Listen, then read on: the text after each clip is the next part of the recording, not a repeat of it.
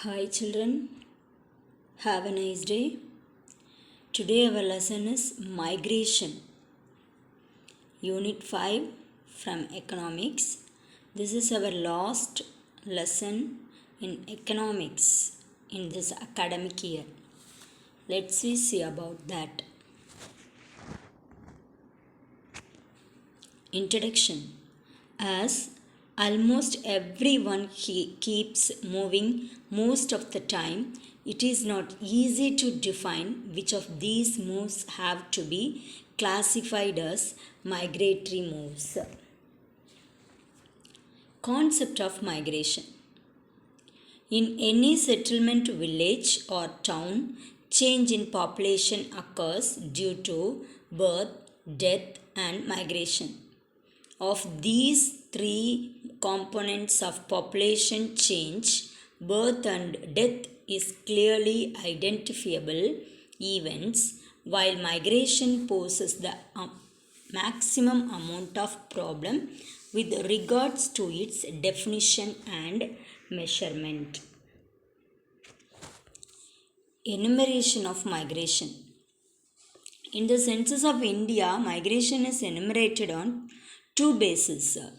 First one is place of birth, second one is place of residence. What is place of birth? If the place of birth is different from the place of enumeration, that is known as a lifetime migrant.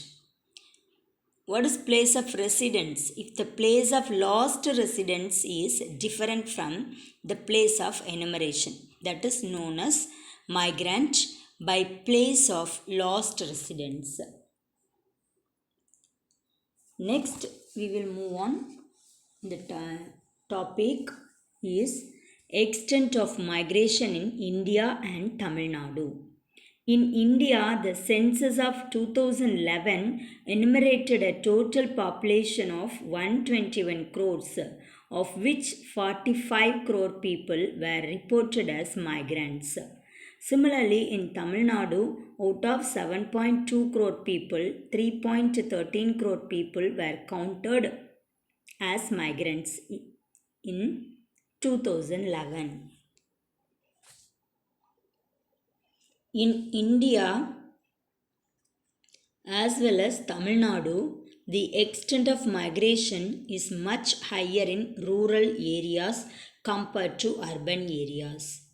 In 2011, 37% of the population are counted as migrants in rural areas, while the corresponding percentage in urban India is 27%.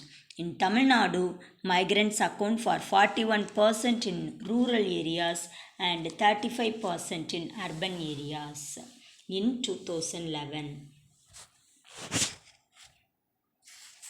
Mobility. An examination of data clearly indicates that a larger proportion of females are reported to be migrants compared to males. In the country as a whole, 53% are female migrants while 23% are male migrants in 2011. In Tamil Nadu, the picture is very similar, with more than half of the female, that is 52%, reporting their status as migrants by place of last residence and 35% are male migrants.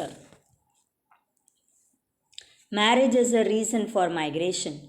70% in India and 51% in Tamil Nadu report marriage as the reason for migration of females in 2011.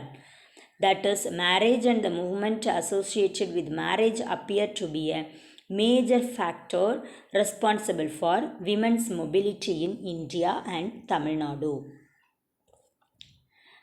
Work as major reason for migration. Movement related to work and employment appears to be the driving force for migration among men. Of all the male migrants in India, 28% report work as the major reason for their migrants. In 2011, the corresponding percentage in Tamil Nadu is 26%.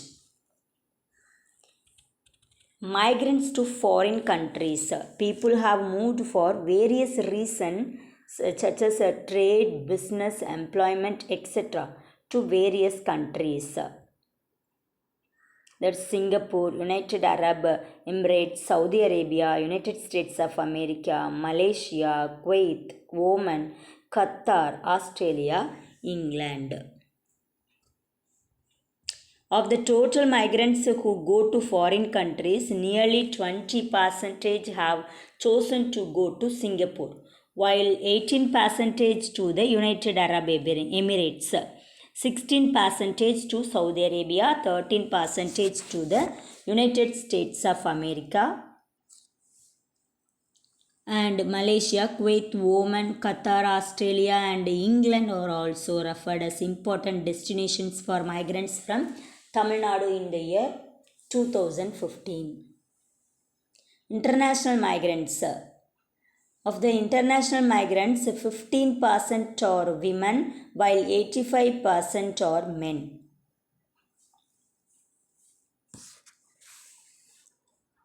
Occupations undertaken by the migrants.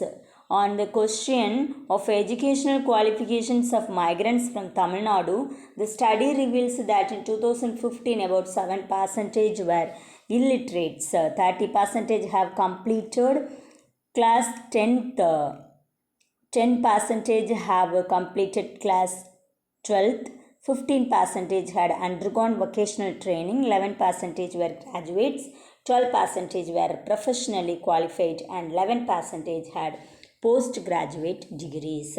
The study clearly reveals various occupations undertaken by the migrants. Highly skilled professions on one hand and low skilled occupations on the other, along with a large number of semi skilled operations. Next, we will see about the factors underlining the migration. Migration is affected by various factors like demographic factors, social factors, and economic factors. The extent and nature of migration in any society is basically determined by the nature of the development process experienced by that society. That is, the type and scale of development achieved by the agricultural and industrial sector in an economy would determine the migratory patterns. In India and Tamil Nadu, though the agricultural and industrial sectors have grown over the years, inequalities still exist in assessed and income distribution. Endemic poverty continues to be a major problem.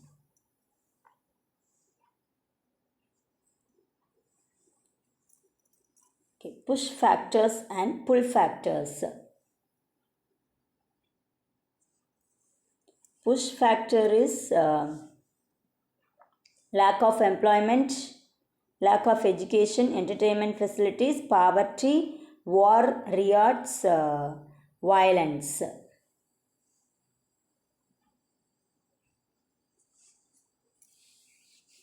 Inequality by the development process.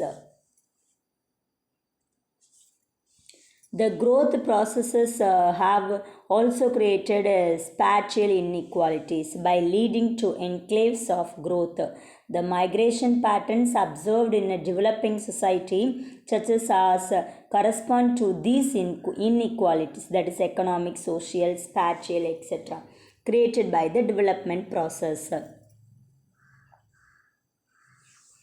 Any economic migrant substreams. Any migrant stream would consist of heterogeneous substreams. For example, if we consider the rural urban migrant stream, it would comprise of rural rich and the rural poor, which with its own reasons and motivation for migration. The mode of migration, the outcome or consequence of migration, etc. Poorer sections of the population migrate as a survival strategy in response to distressing conditions in rural areas. Migrants from better off sections migrate to improve their living standards.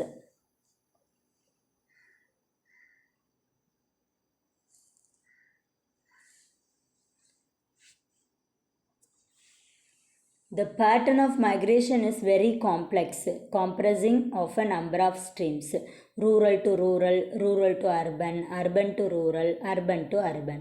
Short, medium, and long distance migration streams, long term stable migration, and short term circulatory type of movements. Each of the this is the dependence of migrant stream. Each of these streams would consist of different types of migrants from different social classes, each with its own reason for migration. The extent and nature of these migrant streams would essentially depend on pressures and aspirations experienced by people at the origin of migration, constraints imposed on mobility at the origin of migration, opportunities at the destination, and availability of information regarding these opportunities, and the cost of migration.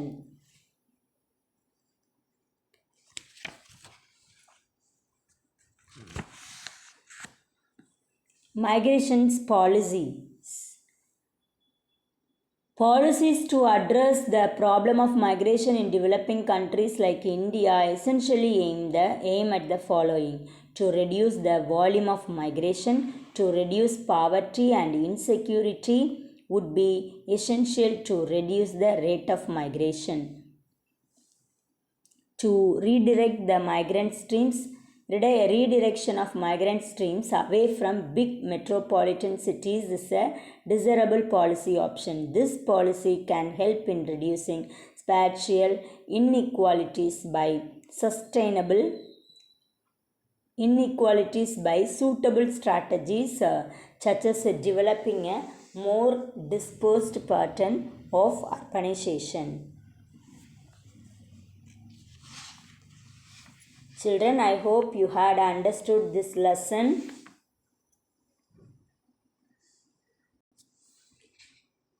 Already you know about what is migrants. Migrants means a person who moves from one place to another in order to find work or better living standards or better living conditions. Okay, you learn book back exercises which is displayed on the screen. You learn book back exercises. Thank you, ma.